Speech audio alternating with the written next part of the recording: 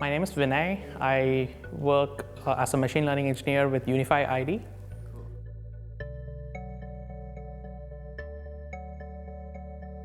Well, to begin with, this was my first talk that I gave as an employee of the startup that I joined a couple of months ago. So that was the first part of excitement. Secondly, I think the quality of questions were also pretty mature and good, and some of the interactions that I had after the talk. So you had a kind of nicer, more thinking audience, and I think the audience is kind of a differentiating factor about this particular event.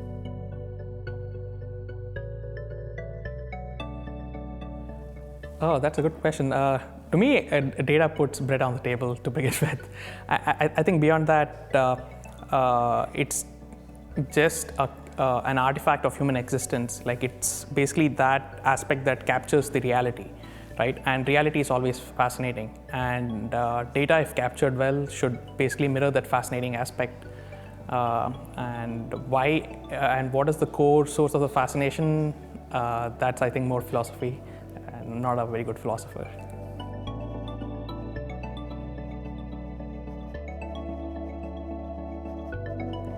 Well, firstly, we work in the domain of seamless authentication. So we have actually seen time and again that if you are able to just use the kind of sensors on your phone and use smart signal processing and machine learning algorithms, then you can construct a pipeline based on which seamless authentication can be seamlessly realized. Just by using your phone as a passive authenticating device, I think we'll be able to solve get past this whole password entrance, should I say, like a wicket gate, which is kind of preventing people from using the information products that is being enabled in the society in a more seamless way. So I think the big takeaway is that your phone is, as we have seen from close quarters, is loaded with enough sensors, and there are enough idiosyncratic traits about you that are captured by the phone that the phone is actually a very potent seamless authentication device, and we're basically on the path to make sure that happens in the near future.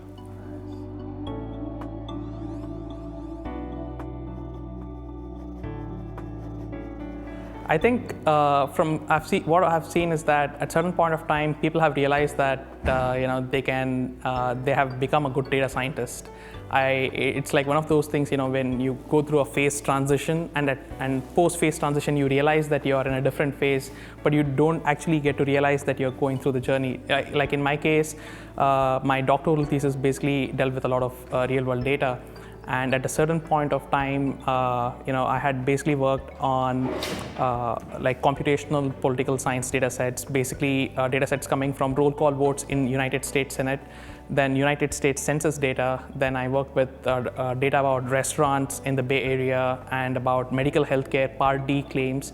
So at a certain point of time, I realized that irrespective of what domain the data is emerging from, there's a commonality of math that can be thrown onto it, and the commonality of pipeline that the data can be pushed through to glean all these insights. So as long as you're a curious person, this feels very organic. And at a certain point of time, I realized that I had become a data scientist. So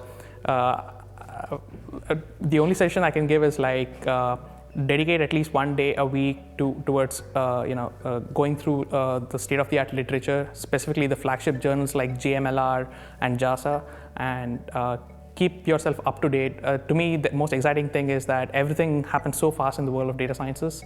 So what is relevant today can be rendered obscure in very short span of time. So it's a very fast cycle industry. You are constantly under this pressure to kind of keep maintaining your skills, and it happens organically because it's so exciting, right? So but ensure that your ability to handle mathematical rigor doesn't go away, and you're not seeing these algorithms as black boxes. So basically diving deep into what each function makes, and don't be just a function shopper on SciPy or some fancy library without knowing the nuts and bolts of it. So I think dedicating at least 1 day a week towards just getting your pen and paper and doing the math, I think it's helped me a lot, and something that my research advisor during my PhD kind of instilled, tried a lot to instill in me, and I think that's paying off. So that's, I guess, one advice that I can give.